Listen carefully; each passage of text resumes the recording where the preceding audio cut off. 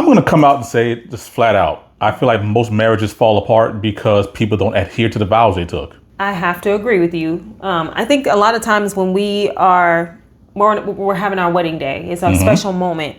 We're not really thinking about what we're saying. In that moment, you're thinking about, wow, my wife, my soon-to-be wife is beautiful. And how gorgeous this person looks. Yep. I know that on my wedding day, I wasn't really focused on anything other than marrying you. Right. And so I wasn't really focused on the vows, to be completely honest. I don't think most people can, remember their vows. Agreed. And it's almost like signing a contract without reading the fine print. Yeah. Right? Like, who reads the fine print? Nobody. And that's why marriages fall apart. Yeah, absolutely. Nobody ever reads the fine print, and then you don't realize that the fine print has all the things, right? Like all the things. All the terms and conditions. It's all there. Are in the vows. Yeah. And we sign anyway. We do. Without fully understanding what they mean. We do. So that being said, welcome to the Real Vows podcast.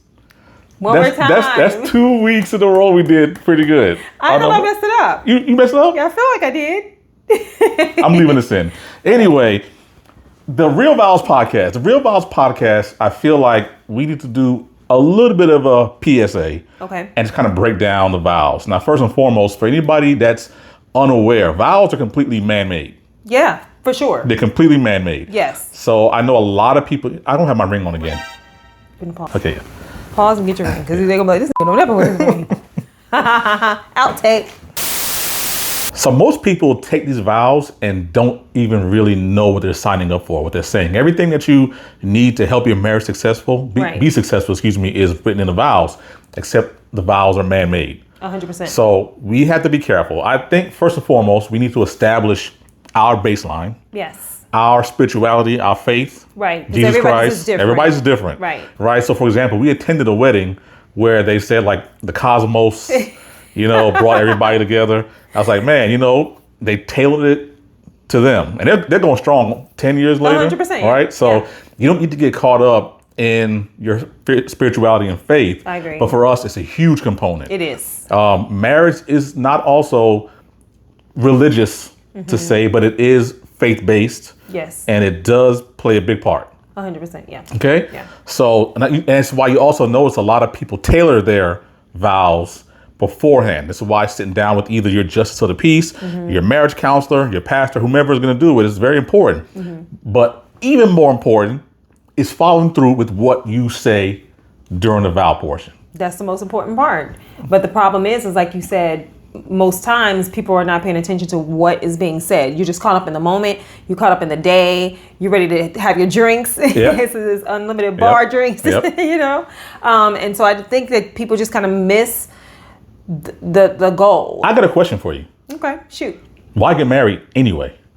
Ooh. I'm going to say, well, everybody's going to have their own reason why they should or should not get married. Right. For me, it was about the commitment. It's about sharing my life with someone. It's about growing old with that person. It's about experiencing things that I would never experience. And you kind of... You could experience everything. Yeah.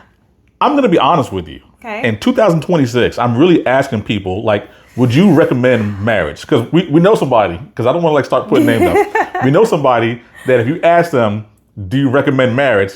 They'll say 0 out of 10, do not recommend. All right? To each his own. To each their own. It's to each their own. So it's, for me, I can say that I got married because I wanted a partnership. I wanted somebody to grow old with. I wanted somebody that I can share life and do life with, right? And have beautiful children with. And that's kind of what we did, Some of the benefits for marriage, because people always ask, well, why get married, right? Now, there's a multitude of reasons to, there's a multitude of reasons not. Yes. The purpose of marriage was to join sometimes families. In a legal basis, you protect your assets, you protect, it's benefits. You file taxes together. Right. In the event of my untimely death, we can be sure that my assets go to you, not going to the state government, some other place. If I get sick, you can act as a beneficiary or somebody to speak on my behalf. Right. There's a lot of reasons why it makes sense to get married that you can't necessarily do when you're just partnered with someone. Right. But from a standpoint of what marriage is supposed to be, the vows play a huge part in that. 100%. In addition to that, I like to think that vows are the yoke that tie two people together. Oh, yes, the core, for sure. Right? Yes, the centerpiece. Now, for those who don't know what a yoke is, it's basically an apparatus, a harness that literally ties you from one thing to the next. Yes. So our vows tie us together. But the thing is, you don't just take, if you're pulling a cart, if you have a cart that needs pulled, you don't just take your two weakest mules right. and put them to your cart. You take your two strongest ones. Correct. So what I like to think is, in order to be successfully married, I think you need to be a strong individual first. Yes. You need to be a strong individual. Yeah. And then you use that vow, this marriage, to yoke us together. To anchor you. Yeah. What do you think about that? No, I completely agree with you. Okay. 100%. It's important to have your own individuality, but also be solid as a person, right? Because I'm huge in thinking, like, if I'm going to share my space, my time with someone, I need to be healthy first. And I think that a lot of times, I think for me in the beginning, I had a lot of issues. Okay. I'm just being honest, right? Yeah. I had a lot of issues, and so I was looking at marriage totally different. It was like I said previously, wanting that partnership, but feeling like I never had that, right? And so when I embarked on the thought of, oh my God, marriage, I thought, oh my God, I'm going to have a partner, somebody who loves me. Like, I wanted to feel that love, you know what I mean? But the most important part, previously, what you were saying, is just being whole, right? You yourself being a whole person before. As whole as you can be. As you can be, yes. Because saying that a person needs to be whole, almost, in no uncertain terms, speaks that they need to be almost perfect, right? And that's not possible. Right, that's not possible. Not to mention, I think the person that you are yoking yourself to is going to fill those gaps for you. That's the beauty in marriage. That's the beautiful part of it. That's the beauty in marriage, is that I'm half and you're half and we're yin and yang, and then we come together. Right. And it becomes something incredibly beautiful. If I'm honest. Yeah. And we talked about this off camera, about if there's any backlash, I'm going to speak for myself, about what a man is supposed to be prepared to do when he gets married. Right. Now, I feel like I came to the marriage ready to be a provider. Okay. I came into the marriage ready to, well, you laugh like I wasn't ready to be a provider. No, not that, because I'm thinking about, like, I've had conversations with multiple people, and that is questionable, right? Okay. Where men, we live in a society of the 50-50 There's questionable marriages. Right. Yeah. Okay. So I want you to understand. I wasn't laughing. Okay. I'm with you. I'm with you. It's just sometimes I think about other situations, other people, and people that I've come across in conversations that I've had, and that's not where a lot of people's mental space is. Okay. Yeah. Because I'm gonna put the shit back. Okay. First, we're talking about vows and what they mean. So first off, do you even remember the vows, some of them, how they started, how they go? For better or for worse, for richer and for poor, and sickness and health and death do us part. Right. I remember those parts. Those are solid. That's the main gist of it, right? I got that part. So let's break that part down. Right. So that's part of the problem people have. Yeah. Is the rich or poor, better for worse. Oof. Right. Now, this is not a new concept. I encourage you to do research. You see other podcasts, or you see other clips on social media. The richer or poor, it's got everybody in an uproar. Oh yeah, really, because what does that mean? What does that mean? That's what they're thinking. Like, what does that mean? And so I'm gonna let you go first on what you feel like that means, and then I'll kind of elaborate, jump in, and tell you what I think. I'm being genuine when I say this. I don't think it's rocket science. Okay. Richer or poor, because to your point, you understand richer. Oh, yeah. Everybody does. If you understand one extreme, you understand the other end of the spectrum. Yes. Right? That's correct. So we don't need to go into losing jobs and make a minimum wage. Like, my question is, what are you prepared to do when you find yourself in that season? Does that season last? Because at the end of the vows, it says, till death do you part. Correct. If I'm poor. Right. Until I die. Yes. Where you at? Well, my commitment, when I said I do, I was committed to all of those things. Sure. Now, there's caveats to that, right? Is there? Well, I'm going to say this. It's caveats in the sense of, I'm going to ride with you if you have earning potential. Right? So you have earning potential, right? So I fell in love with you first, and then I know that your earning potential exists. Hear me out. Okay. Your earning potential exists, okay? So if you lose your job, I already know that you're able to take care of all of this. Okay. I know that if you lose your job, it's only a matter of time before your earning potential will get you back to where we are. You sound privileged. Why do you say that? I don't think the vast majority of Americans, at least, have earning potential? No. High earning potential. I don't know how to quantify this or articulate this. I'm not even saying that. I'm just saying, okay, so if everybody can earn something. Let me just throw out a scenario. Okay. If you and I have a 3-bedroom, 2-bath apartment. Okay. And you've been providing that for me. Sure. I'm not looking for you to be a millionaire. I know what I married. I married a man, my husband, who provided me a 3-bedroom, 2-bath apartment. Okay. If you lose your job tomorrow, I'm going to ride with you because I know that your earning potential is there. You're going to at least sustain or be able, you have shown, let's just say for 10 years, that you've been able to sustain a 3-bedroom, 2-bath apartment. So if you are out of work for 3 to 6 months because you got laid off, I'm not going to panic. I'm not in panic mode because also I think it's incredibly important for people to have a trade, a niche, or something, whatever that is. I'm just saying, whatever your earning potential is, I don't care what it is. I know that I'm going to feel secure in the fact that, we're on hard times right now and this is not going to last forever. I still respectfully think you're looking at it the wrong way. Okay. Because so educate me. What you think? I'm trying to educate you. I'm just giving you my perspective. No. I mean, I'm here to learn. I mean, that's what we're here for. I still think you're looking at it the wrong way because only thing you're saying is that if I have a trade or a craft or I can learn. Whatever it is, that I have the potential to go up. Richer or poor, in my estimation. Because you could lose everything too. No. Okay. Means if I find you and we find each other and all I have is a 1-bedroom studio. Okay. If I kept you in that 1-bedroom studio the entire time from marriage until death do us part, you need to be okay with that 1-bedroom studio. You can push for me to do greater, but you've signed up that whatever I have, I'm riding a jalopy, walking to work. If I have no money for vacations or Birkin bags like the internet tells you you're supposed to have, you need to be absolutely okay that how you sign on the dotted line is the minimum you'll accept forever. I completely agree. I completely agree with everything you just said. Okay. So that's what I was saying about me starting out with you. If we started out in a 3-bedroom, 2-bath apartment. That's still too nice. Okay, fine. I don't care. It could be a studio apartment. Right. I don't care what it is. It could be a shack. I don't care. It could be whatever it is that we have created for our lifestyle. At the start of our lifestyle. Okay. I married you knowing that this is what this man can provide for me.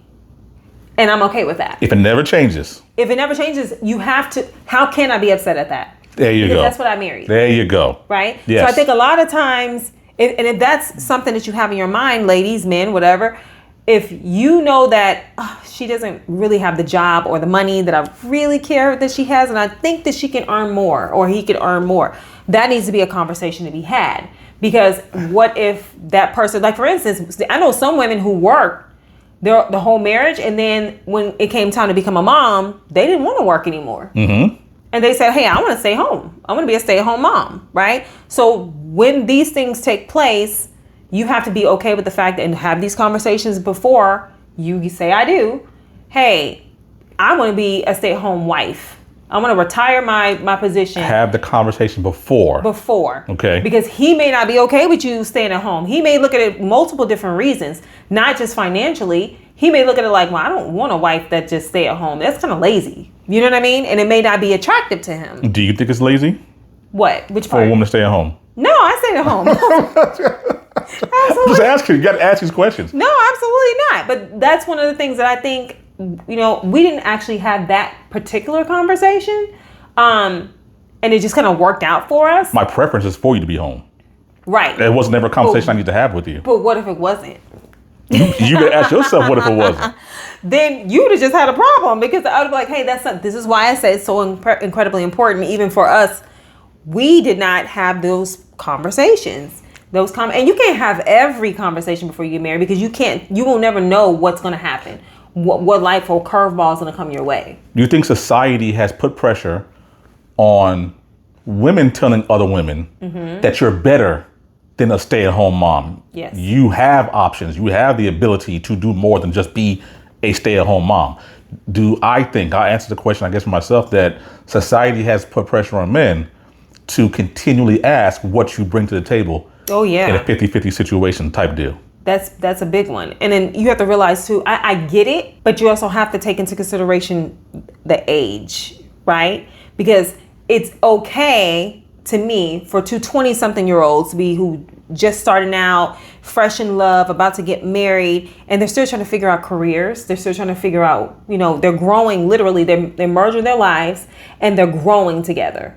But like at 40, 45, 50, and you've dated, you've been married, some people have been divorced, and now you're back on the dating scene. I don't see anything wrong with if you meet someone, you do expect for them to have just the bare necessities together. They get married. Yes. She says, I don't want to work anymore. That's a conversation that should be had before prior to marriage. You say, okay. I do. Okay. Yes, that's my thought process. Okay. I agree with you. Okay. I think I agree with you. I don't know if I'm just traditional this way or if that's because marriage is where the woman stays at home, fail. Marriage is where women work. Oh, yeah. Fail. 100%. So there's no one way for it to work. Correct. I think that there's a certain level of respect that a woman will lose for her man if a man makes her work. Oof. For me. Where are we going in this conversation? Because for me. We was at for better or for worse. This all ties in. Richer and poor. Because what happens is if in today's society, if I can't provide a lifestyle that you like. Yes. If you don't see me already before marriage, having a certain lifestyle that you think you want to join into, I've already lost you. Yes. All right. So now if we convince each other that if we work together, we can get that lifestyle. What happens if you choose to no longer work? Do I then get to be upset and say, hey, you betrayed me?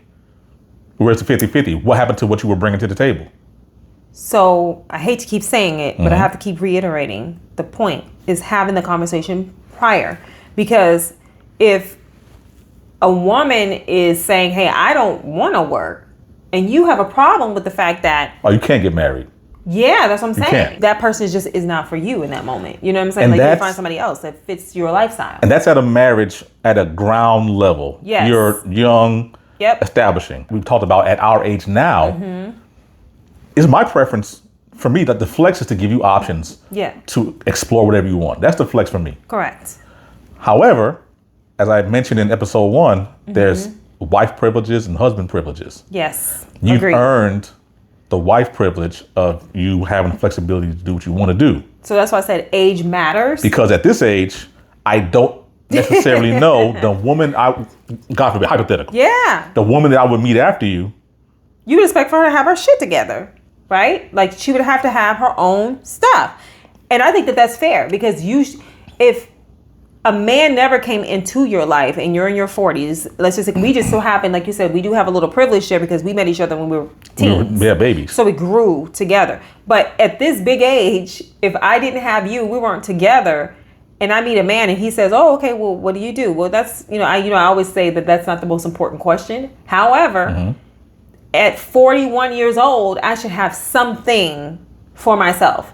So then, whether it's my own apartment, my own car, whatever. We should have a whole lot. I should have a whole lot in 41. But so then the question, what do you bring to the table, becomes a valid question or no? Yes. Starting all over again. Oh, absolutely. Yes. You're bringing it because, think about what we built, right? Man. No, hear me out. Yeah, I'm listening. Think about what we've built. Sure. And all of this did not come easy. Now, you're not going to feel comfortable. You feel comfortable with me because I built it with you. But you're not going to feel comfortable with some woman if, God forbid, something happened to me tomorrow, comes in your house and she's like, oh, this is really nice. And she kick her feet up on the couch and like all of a sudden she wants to have these wife privileges. You're to feel away. You're right. As you should, because she did not build this with you. You know what I mean? You're right. She has to earn her way into the wife status. Where she can kick up her feet. Any woman does. I agree with that. But I do have a question. Okay. Because if at this age, now obviously you can't say what you bring to the table.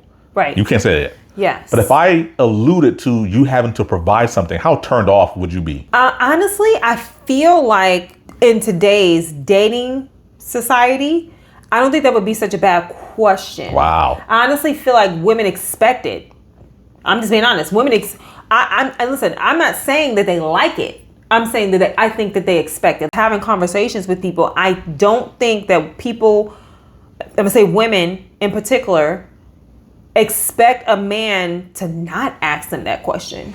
That's what we are as a society. I'm just being honest. I mean, you guys tell me what you think, you know? Let us know. Yeah, I want to know. I think that's a slippery slope. Okay. I don't know. I don't think so. I think we're actually going to agree to disagree on this point. Okay. And but move on to the next. In a nutshell, that's rich or poor. Like, set your expectations that if this is what we meet, what we have together when we meet, if it didn't get any better than this, you ride with me till death do us part. I'm riding with you. Okay. Because that's what I signed up for. Sickness and in health. Okay. Sounds normal. Sounds straightforward. Sounds easy. If I'm obese. Right. Okay. Right. We'll have to do something about that. No, it's sickness. It is. And I'm gonna mention something to you because we talked about this earlier too. Yes. It's my body. Right. Yeah. So what gives you authority to tell me I need to lose weight? Well, my thought process is that we share each other's bodies, right? I gotta look at you. I have to sleep with you. We're intimate, right?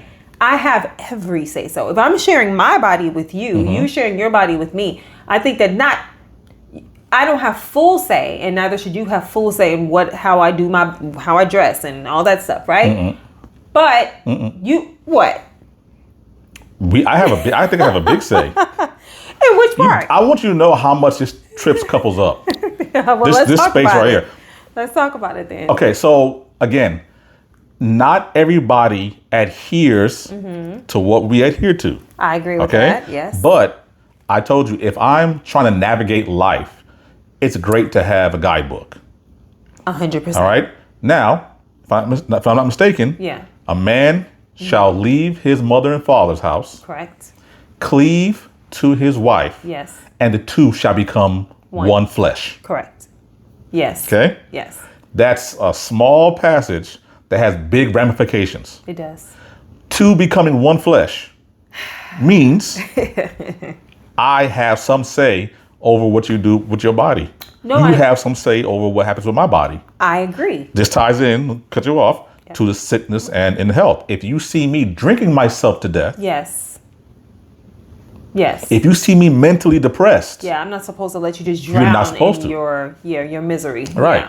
Yeah, I'm supposed to help you out of it as best as I possibly can. If I see you dressing a way I don't like, that's what I'm saying. Why does that not factor into it? I know. I didn't say that it didn't. Okay.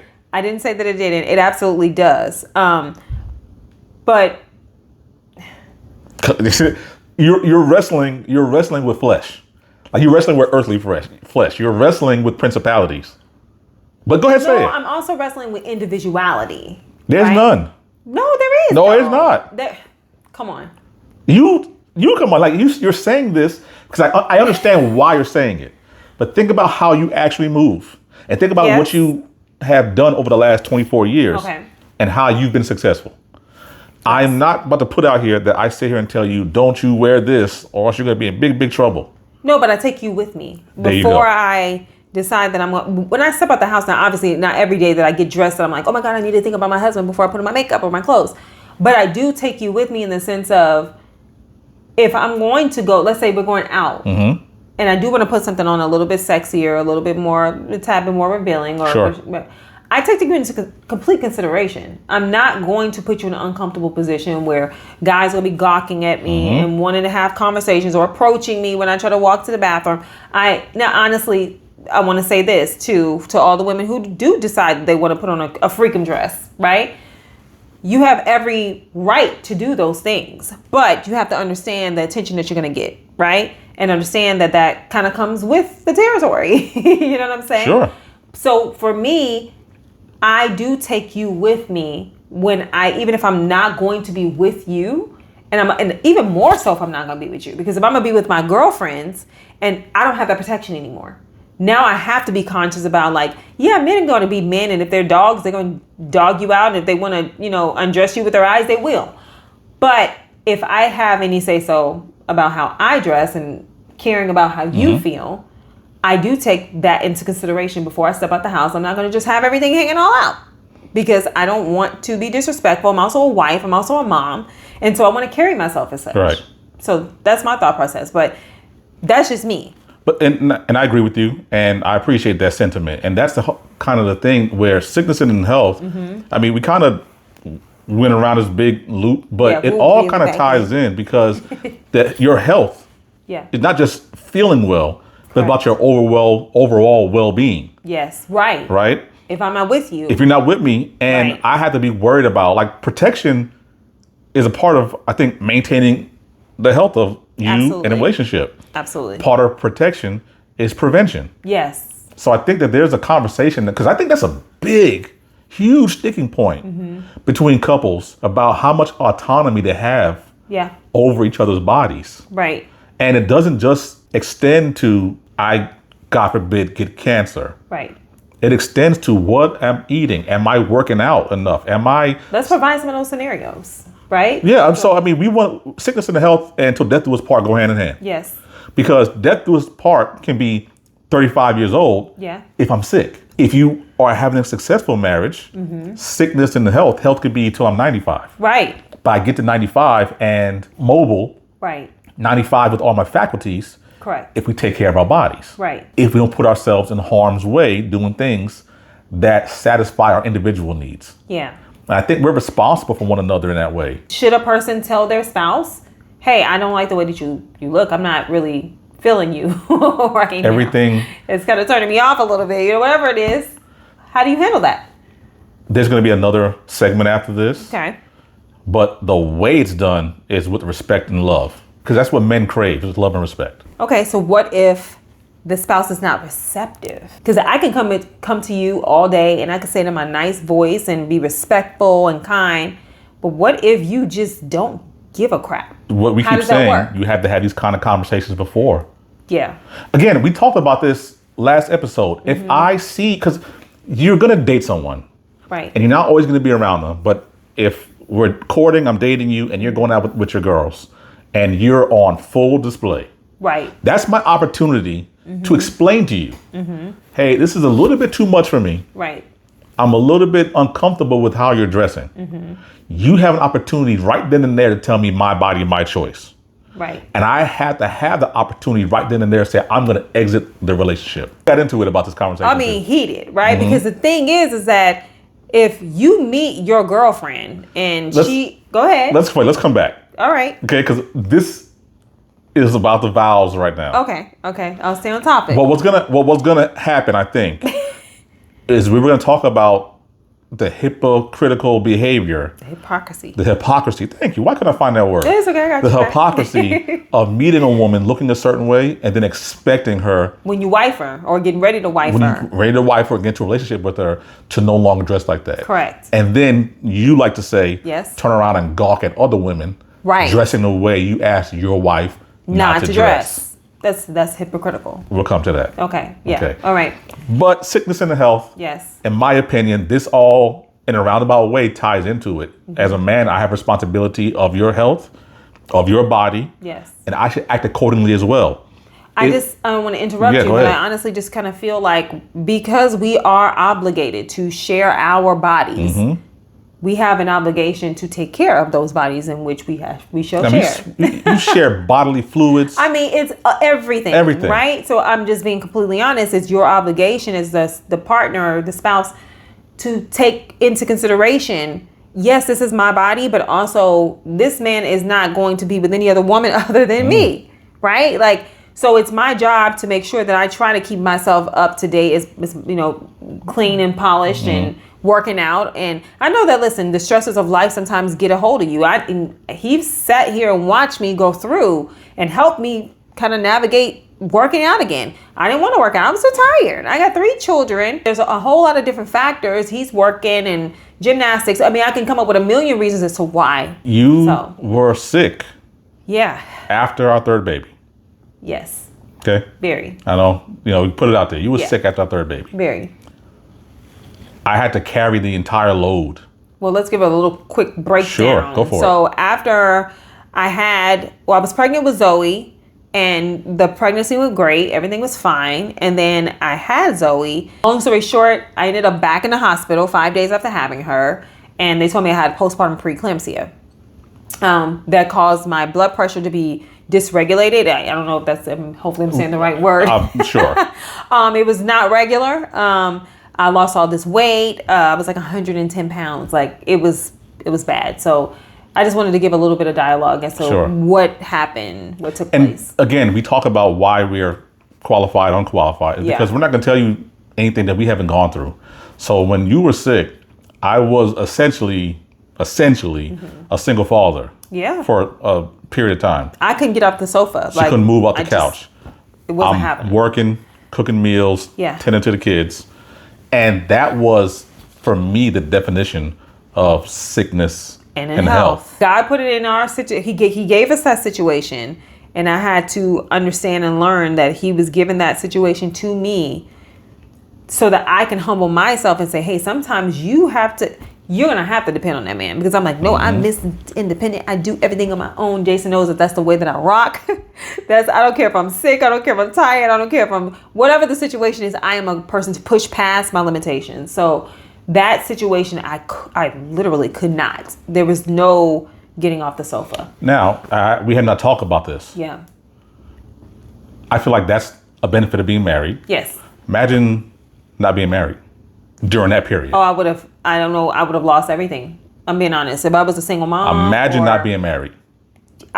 There's nothing I could have done. I would have been at the risk or mercy of my mom or sisters or somebody who cares. Can we also acknowledge that a lot of women are in marriages that are just like their single moms, single parents? Yes. Married but single? Sure. Something right? Yeah, but you could also be very married and single where you could, the body's there, like you sitting right there, right? And I know you're my husband, but is he being a husband? Am I being a wife? So there was one more topic on the vows that I want to touch on, but then I want to kind of get into that particular topic as well. Okay? Yes. So the last one, this is what really drives women crazy. And this is not always in vows, but it's one particular word. Uh-oh.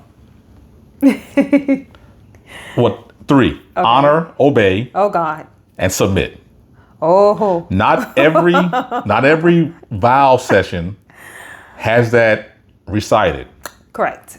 But a lot of them do. And boy, oh boy, they ever were trigger words. Honor's not so bad. Obey is tough. Obey is tough. Submit is tough. It's tough. It is. Yes, it is. Do you honor, obey, and submit?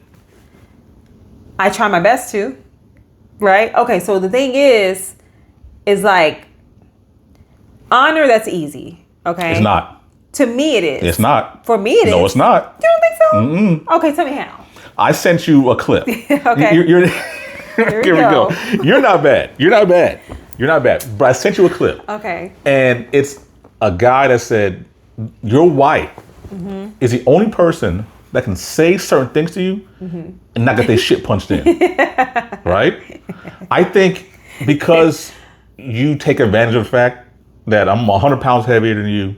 And I know that you're not going to do anything. Yeah, exactly. You may take certain liberties saying things to me that if you was a man, you wouldn't get away with. And so the short story is respect is what I think men crave. Yeah. And it does not come easy for a woman to give it. I'm spitballing in real time. It takes time. It takes practice. I'm not going to lie. Because, listen, I come from strong.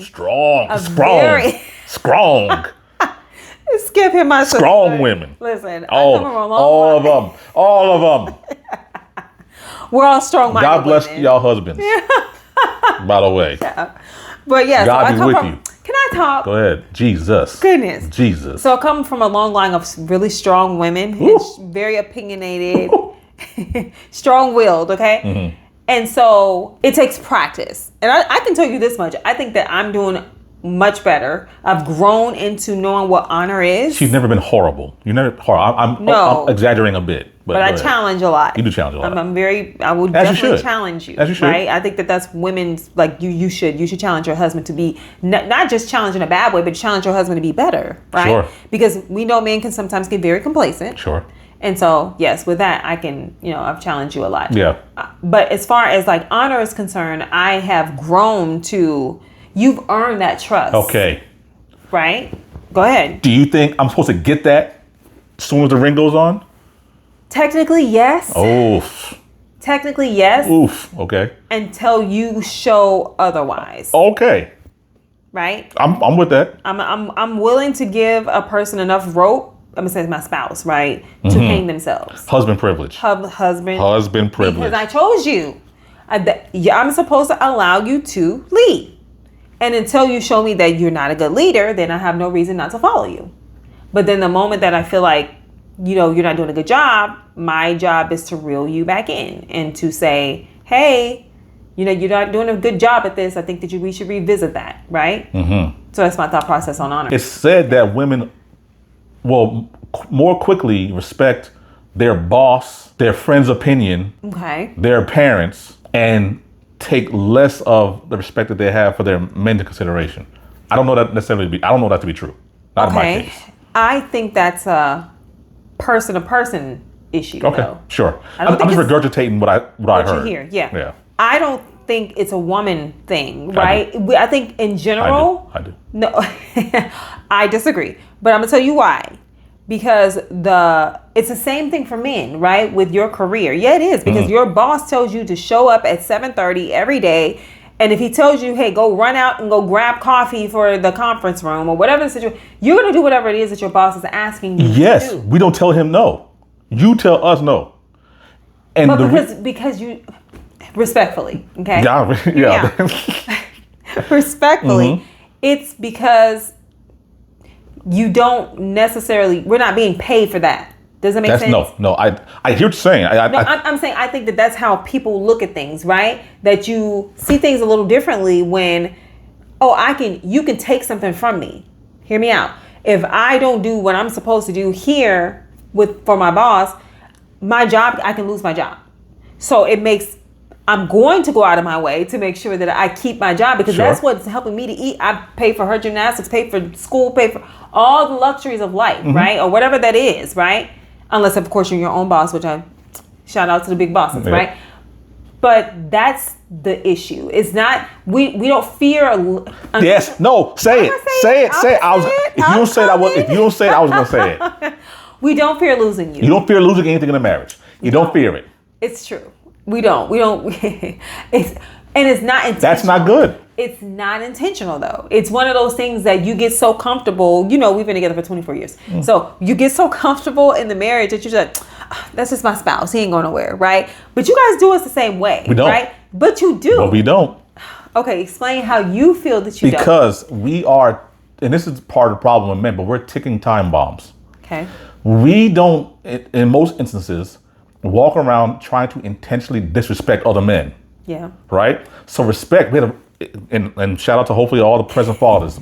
We have to learn to respect our fathers, first and foremost. Okay. The father is definitely supposed to teach the son how to respect and love their mother. Correct. Right? So we're taught respect, yes sir, no sir, from a young age. Yes. Also to compound the fact that we can't walk around disrespecting other men. Otherwise, we risk getting punched in the mouth. So respect is at the top of the character list for us. That makes sense. And we're supposed to employ that with our women as well. Yes. Right now, don't get me wrong. And I don't want to take this podcast to some explicit words. Yeah. There's some BAN words. Yeah.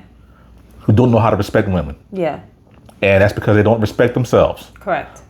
But by and large, a man is going to lead with respect because that's really all we have to precede us. No, that makes sense. Right? When we walk into a room, we expect respect because we're willing to give it. That makes sense. Women get into a relationship and don't have that same thought process with respecting their man. So they'll say anything and everything to them. Yeah. But I don't think it's intentional though. Like I said, I don't think that women come into relationships like, no, let me be disrespectful. I don't think that that's what it is. You just come to the relationship disrespectful. We don't. Okay, so the thing is that we're taught opposite. Everything that you just said that you're taught, we're taught opposite. We're princesses, right? We're supposed to be treated like queens, right? Men are supposed to open doors. So all we know is men are supposed to cater to the woman. And so we don't have a sense that fear was never built up in us. My dad never told me, make sure you shut up, but so your husband don't slap you in the head, right? Like that should be. You understand what I'm saying? It was you're a princess, you're a queen, your significant other should treat you that way. So we don't have that fear of don't talk to. Not that we don't have the respect factor, because the respect factor for me is just natural, and it goes both ways. And that's just not even just with my husband. That's with people in general, just a respect factor, right? But we're taught complete opposite. Y'all disrespect each other as women. Say the most outlandish stuff to each other. I don't think respect is baked into y'all psyche. I don't know if y'all have it. That's not true. That is not y'all true. Say outlandish stuff to each other. We just keep it real. You know what I mean? Like, and sometimes it's like when keeping it real goes wrong. Sometimes. But yeah. So honor, that's honor. And I'm going to obey and submit. Respect. Yeah, obey and submit kind of hand in hand. What do you think about the word obey? The phrase obey, submit. I'm not really a big fan of obey. Boy. How do you last as long? How did you last as long? Because I think I'm sensible that I don't really need that word in my relationship. Like, I think I'm a pretty sensible person, right? I honestly kind of feel like I don't need to obey you. I'm just kidding.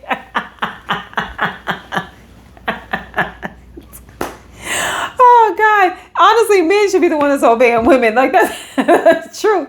We are most sensible, poised, put together. Okay, yeah, so now for some truth. Now a truth bomb.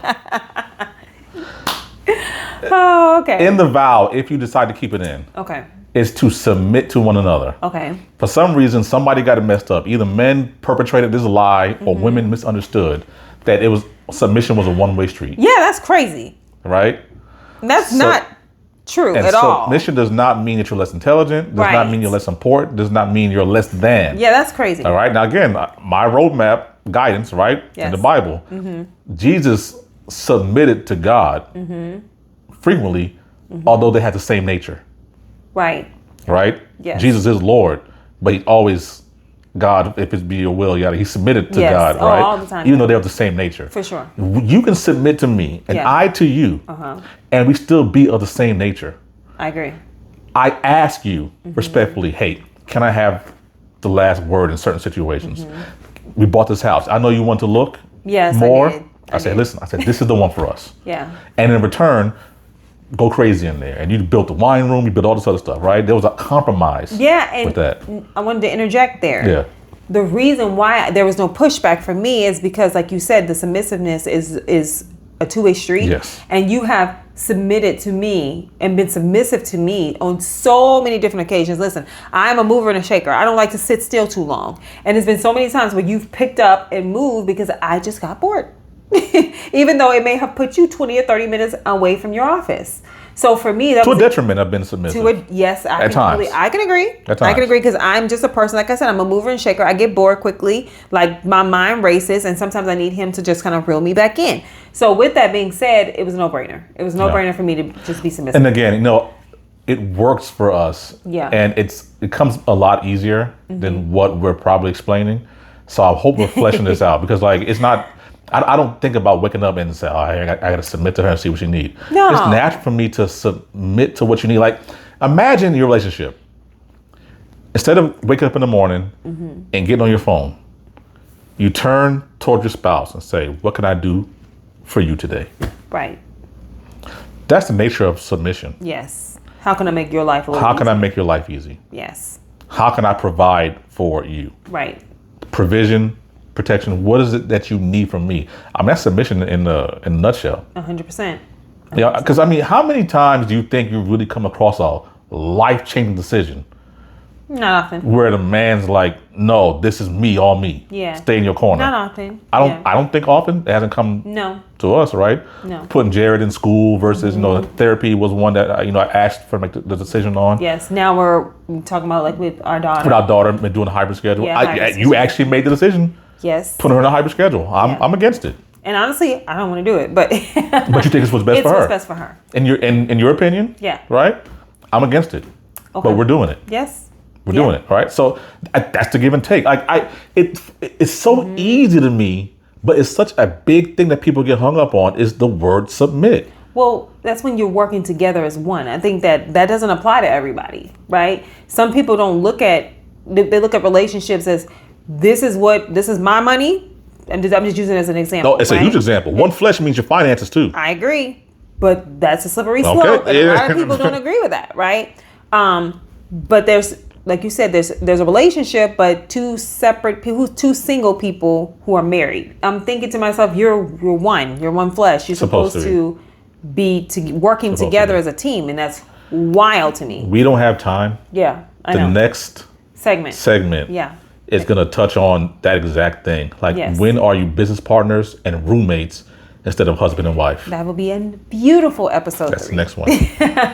Because it's time. Okay. It's time. So now we need to transition into giving them some homework.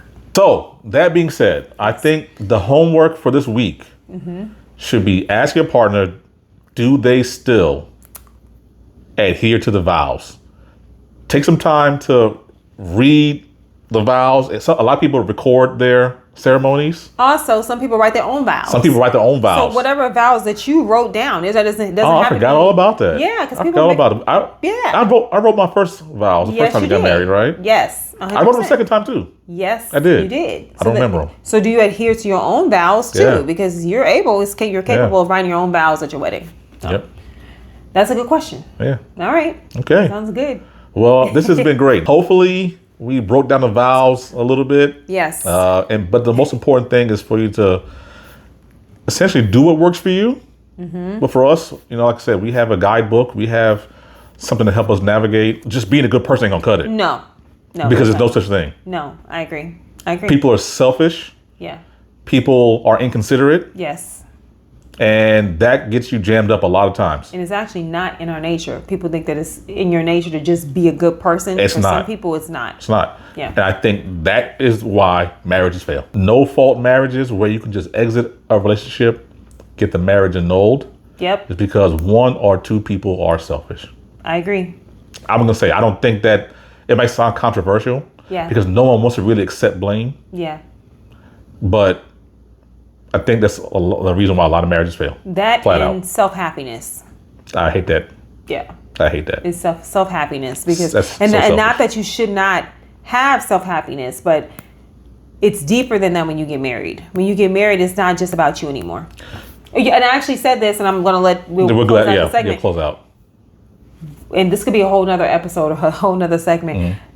You forfeit so many different things. Oh my God, we don't have time. We don't have time. I'm gonna leave that cliffhanger. You forfeit. Okay, yeah, we gotta go. I'm gonna leave that cliffhanger there. This is episode 2 of the Real Vows podcast. Yes. Love, as always. Thank you for joining me again. Thank you. I can't wait to do this with you again next week. You guys got your homework assignment. Until next week, we can be found. Listen, if this is too much for you to watch in one sitting, on your commute, we're on Spotify, we're on Apple, we're on Amazon Music. We're on TikTok, Instagram, YouTube. We're trying to make this a real deal. We are everywhere you want to be. Absolutely. So come back to our home and join us again next week. See you guys later.